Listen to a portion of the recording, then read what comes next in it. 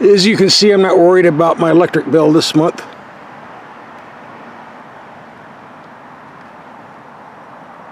Good thing.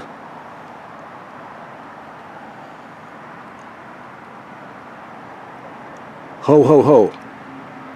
And put money in my Patreon account. Driving all these cars is expensive. Toyota redesigned their big, heavy Land Cruiser for 2022. Unfortunately, it will not be sold in the United States this year. Maybe any other year. That's the bad news. But the good news, the Lexus version, called the LX600, will be sold in the United States. And I got an email from Lexus telling me they're going to send me one. This is the Ultra Lux. That means the base price jumps from $88,000 to a lot more. Yeah, definitely a lot more. Woo! And this is where my complaint list starts. I mean, if you're spending this much money, are they really going to charge extra for a carpet cargo mat and wheel locks? $140 for the carpet and $95 for the wheel locks. I mean, come on, guys. Shouldn't this be standard? Charging for these small items, that's like going to a restaurant, spending $300 for dinner, and then having them charge you $2 extra for the salt and pepper. Come on, guys. I don't really think I'm picking on Lexus here. Almost all the big car companies do these crazy options, and it's just a practice. They're addicted to it. So let's open the garage door and roll her out. Nice looking rig. Gets a lot of compliments when I'm driving around. It's a big one too, and that brings up another little complaint. In fact, let me give you all the little complaints I have right off the start. There aren't that many, then we'll get to all the good features of this vehicle. Let's start with the inside. Now this is one of the largest vehicles on the planet. So how many people do you think it'll hold? 8, 7, 6, 5? Wrong on all counts. 2 bucket seats in the front. And room for 2 in the second row. That's it, folks. A huge rig like this only seats 4 people. Can you imagine that? How many does the little Toyota Corolla hold? 5? Yes, there are models of this that have third row seating. The Ultra Luxury package doesn't have that, though. Also, in the console, Lexus still gives us the little refrigerator to put your drinks in. Come on, guys. This is what, 1980s technology?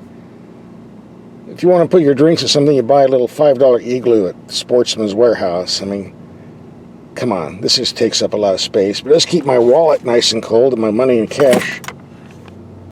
And even with a large 21-gallon gas tank, you don't go very far. We put on 32 miles yesterday and only have 237 left. And last, these 22-inch wheels and tires look nice, but if you ever get a flat and you're away from home or a tire shop, you're going to have a problem getting replacements. I doubt anyone's going to have these in stock, but they look cool. Alright, that's the end of my gripe list. Everything else I like. So let's take a closer look. A lot of Lexus fans are not happy that the V8 is gone. It was a nice motor, but it drank a lot of gas. 12 to 16 miles to the gallon was the rating.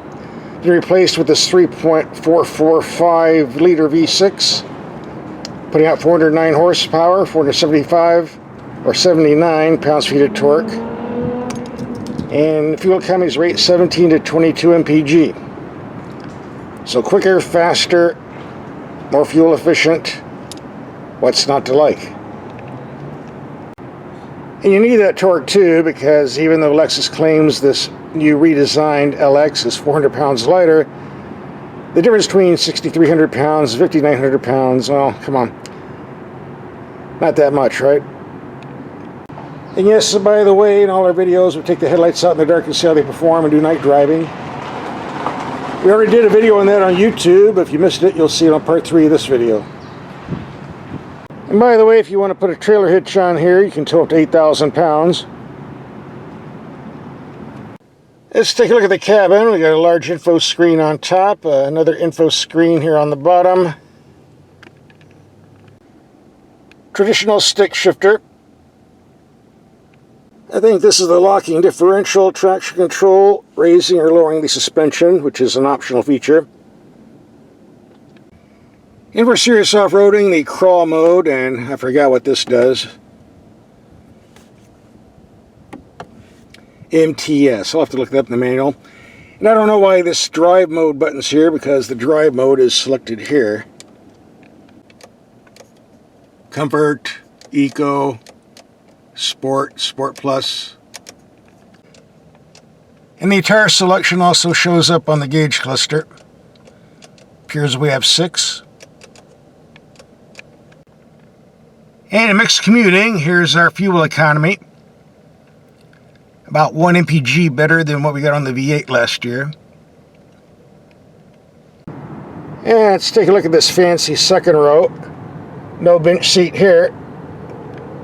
I was going to take this camping on the weekend, but where would I put my tables? I wouldn't think they'd fit here. Well, let's see. We got these fancy screens here. Apple Music, Bluetooth. Okay.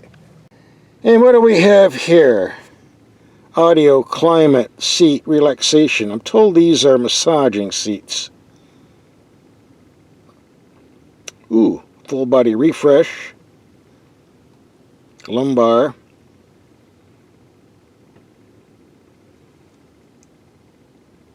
I guess the driver doesn't have this luxury. We're going to take a pause here to show how the massaging seats work. Are you comfortable? Yes. Reclining all the way back. You even cut it out. Of course, the passenger in the front seat is going to be kind of cramped doing this. Yeah, he's not going to get out of there. He'll be sleeping there overnight. So, this is the reclining massaging seat you're paying for. It feels. And if you're a second row passenger, not only do you have massaging seats, but a nice air vent blasting cold air over your head, or heat, as the case may be. And these are very plush seats, good for a long trip. And of course the headphones are located down here in the console. And I might mention a lot of other testers in the trade magazines have been bitching that the cabin looks cheap. I don't know what they're talking about. Looks pretty good to me. Very sturdy, high quality materials and workmanship from what I'm looking at. Overall, the quality of this vehicle is just outstanding. Workmanship, materials, the whole ball of wax. And now I see why, because this is made over in Japan by Japanese workers in a Japanese factory. The way it should be. So if you're complaining how much this Lexus costs, just remember, this is why you're getting quality. But the first thing I want to do is turn off this heads-up display, and there doesn't seem to be a way to do it. I'm trying to do it on the gauge cluster, but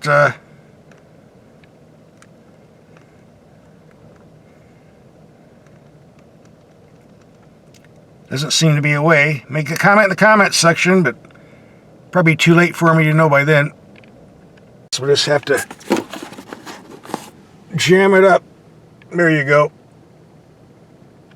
The hydraulic power steering is gone, replaced by an electric unit, but it's hard to tell the difference. Feels hydraulic to me, which is good. No complaints. Lexus has always had some of the best power steering on the market. Some of the German car companies should copy it. As we do in all our videos, we're going to take some mild speed humps, around 15 to 20 miles per hour, see how the suspension performs on impact. We have everything in the normal mode. Have a couple speed bumps coming up too, as well as potholes. Yeah, I felt the pothole slightly. Here comes bump number 1. Pretty smooth, but these large 22-inch wheels and tires, you can feel those. Bump number 2. And the big nasty one.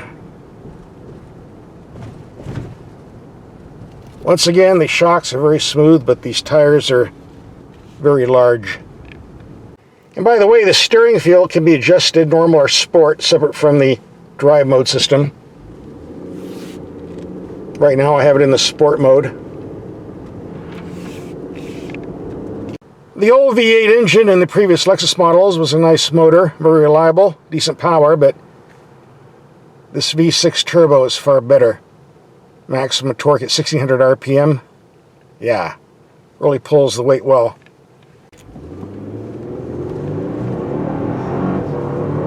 And that 10-speed, yep, 10-speed transmission helps.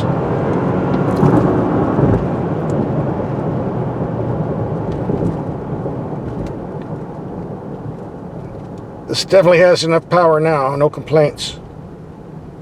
Decent brakes too. Well, the second half of the video, we were going to take an off-road trip. See how this thing does in the dirt. Has all the proper features: four-wheel drive high, four-wheel drive low, raised suspension, locking differentials, but it's been raining for 2 days and mud is everywhere, and we're not going to be able to take this off-road. And the weather report said no rain, just cloudy. These are the people that predict global warming. Yeah, right. Since the weather's preventing us from going off-roading, we might as well take a highway trip. See what type of fuel economy we get. The old V8 was like 15 to 16 on the highway. I'm sure we'll do much better. If you're in the habit of taking a lot of freeway or highway trips, you'll find the LX600 to be a very nice, smooth highway cruiser. Some people complain because it bounces around a little bit, or than the conventional soccer mom SUV, and yeah, it's probably true, but it's no big deal. As long as you have it in the comfort mode, they'll be more than happy. And regardless of the speed you're traveling at, you have excellent stability because it's like driving a heavy-duty tank. Very solid. And here we go with the fog again. Weather report said it's going to be clear and sunny most of the week with partly cloudy skies, and we get rain, mud, and now fog. Yeah, right. So how do these self-driving cars work in heavy fog? I've never tried one before. Or Super Cruise. Well, I don't use that stuff anyway, so I guess I'll never find out. Yep, now it's getting spooky. Finally, after 100 miles of fog, it just cleared up and we're going to pull over because this is the end of our trip. See what the fuel economy figure is. Can't wait. And by the way, I already know from experience using this engine in the Tundra truck, if you keep the cruise control at 75 miles per hour, don't pass anybody, 19 to 20 miles to the gallon is pretty common. If you put your foot down, do a lot of passing, or like around 18 to 19. And I had my foot down on it quite a bit, was doing a lot of passing, so I don't think I'm going to be seeing 19 or 20. 18.7 mpg, that's pretty good for a 3-ton monster, especially since I really wasn't driving for fuel economy. I was kind of in a hurry. Impressive. Now we're at day 2 for our fuel economy test, or should I say night 2. We're going to make a return trip. Traffic's a little lighter. I think I can leave the cruise control on without doing a lot of passing. And maybe we'll get a higher fuel economy number. End of the line, let's take a look at the numbers. 21.1, yes, it can be done. So what's my take on this nice LX600 after a week of driving and several tanks of gas? I love the vehicle, I really do. It's far better than the previous generation, and it's a do-anything rig. Take it off-road, go to the country club. But if I was going to buy the LX600, I think I'd get the 7-seat version instead of the 4-seater. A bit more practical. And for those of you who did not see our headlight test video, driving the LX in the dark, this is part 3. You can watch it here. Alright, it's dark enough. Let's take these triple beam headlights out and see how they do. Here's what the taillights look like. Certainly wide enough. Emergency lights, definitely bright enough. Got it on the side mirrors too. Not so easy to see from the front. Drowned out by the headlights. And turning off the headlights, big improvement now. Definitely bright. Same on the rear. Here we have the low beams on a wall 33 yards away, or 100 feet. Very bright, good height. Gets over the bushes, even though just barely, but kind of dark above. A little bit too dark for me. No complaints with the brights. Very strong. And the low beams looking down the street, pretty bright. Turn on the high beams. Lights up the road pretty good. And I notice we have side marker lights. Turn the wheel to the left. Lights up the entire building here on the left. Turn the wheel to the right. Goes away and moves to the right. So you don't run over the winos in the parking lot. As you can see, two screens. Here's the camera for the reverse.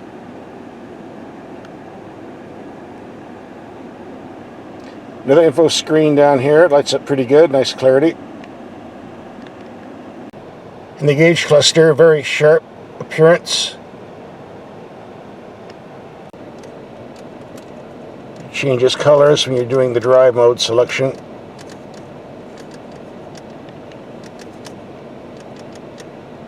Nice light show for your money. Lots of bells and whistles here. They all light up as well.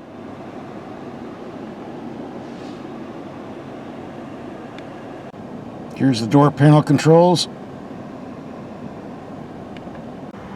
And the second row seating, you have this. All of your favorite music.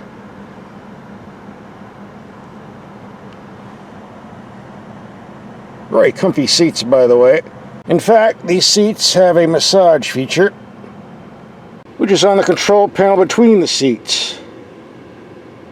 There we go.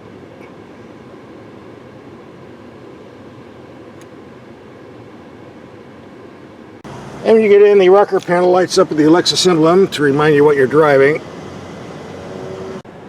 If you watch my videos, there's one thing on my hate list, that's auto-dimming mirrors. I don't have a disconnect switch, but here we don't have to use a mirror, just click the button.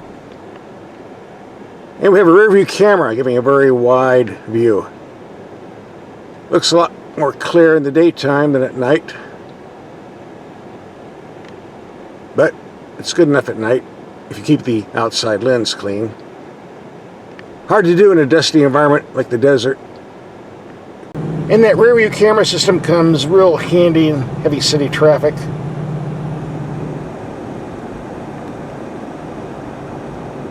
Gives a far better view of what's beside you, so you don't have to look at the side view mirrors all the time. Comes in handy when you're getting on the freeway too.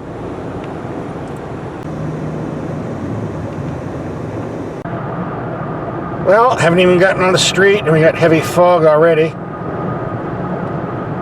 If I have to use my emergency flashers, I'm pleased to know that won't be an issue on this vehicle. And the headlights are pretty strong enough to cut through the fog. Guess I won't have to worry about that either. Yep, getting pretty thick out here. Fog in the desert. Who would have thought? Well, driving in the fog is fun, but I think we need to wrap this up and go back home. Might hit a cow or something. I'll say one thing, these headlights are doing a great job cutting through the mist. All 6 bulbs.